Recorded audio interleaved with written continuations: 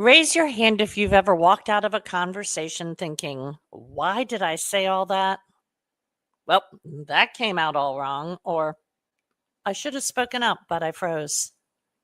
If you have ADHD, that moment isn't about lacking confidence. It's what happens when your fast moving brain crashes into emotional pressure or social unpredictability.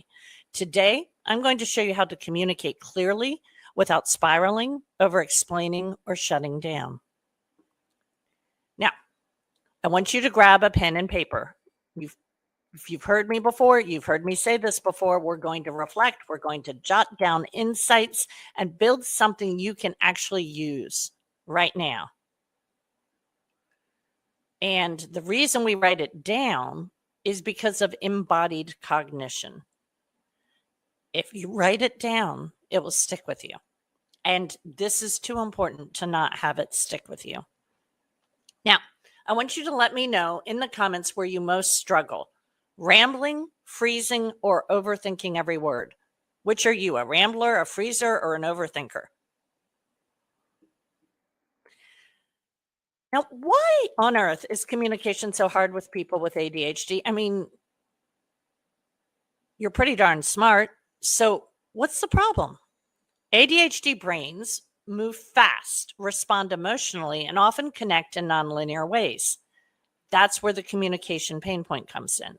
This creates common patterns like talking in circles, overloading people with too many ideas, freezing or fawning under perceived pressure.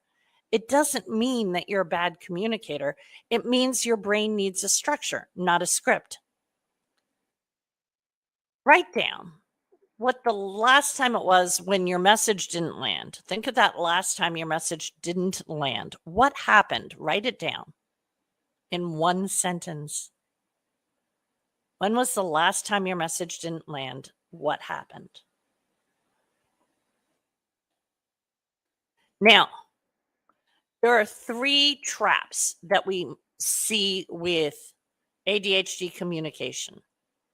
The first is the tangent spiral. You start with one idea, you end up 5 layers deep, and you forget your original point.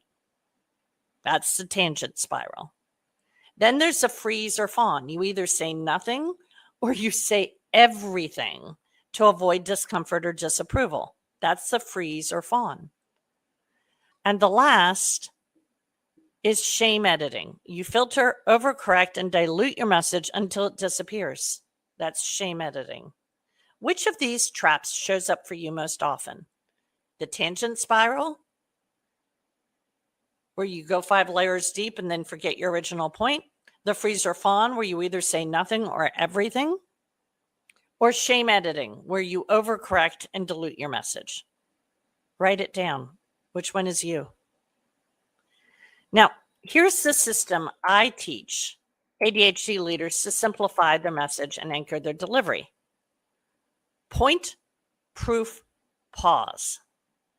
Start with one clear sentence. That's your point. The proof is add a simple story, metric, or detail. And then pause and let it land before adding more. Point, proof, pause. This method gives your brain something to land on and gives your listeners space to catch up. I want you to pick a recent conversation where you rambled or froze. Now, just write down your point sentence, what you really meant to say. I'll wait.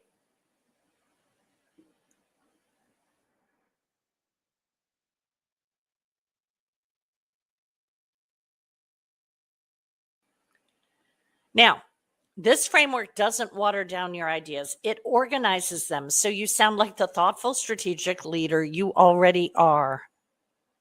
If one of these ideas clicked for you, send me a DM and let me know what shifted. I'd love to hear it. I read every message. Now, you know what I'm going to do next. I'm going to tell you to be a good human. Do you know someone who spirals in meetings, overthinks their message, or shuts down when it matters most? Share this training with them.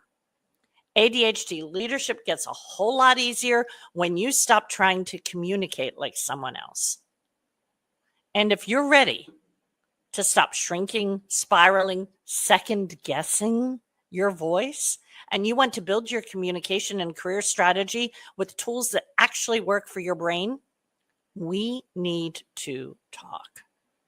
DM me the word call, and I'll send you the link to book a free clarity call. And you're going to breathe for the first time in a hot minute. We'll explore where your communication gets stuck and how we can build your long game strategy one clear message at a time.